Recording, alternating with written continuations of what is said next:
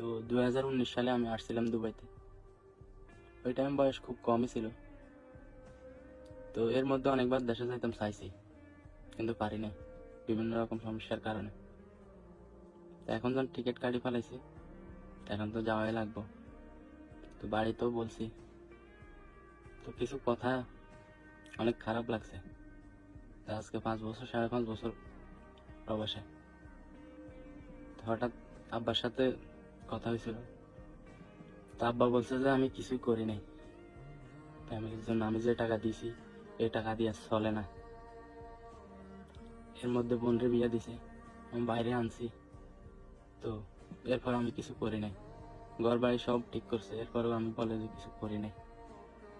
তো এর মধ্যে আমি অনেকবার অসুস্থ হয়েছি, দেশে যাইতাম চাইছি, যাইতে দেয় নাই।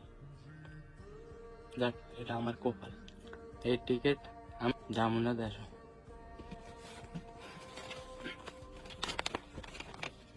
এই টিকিট,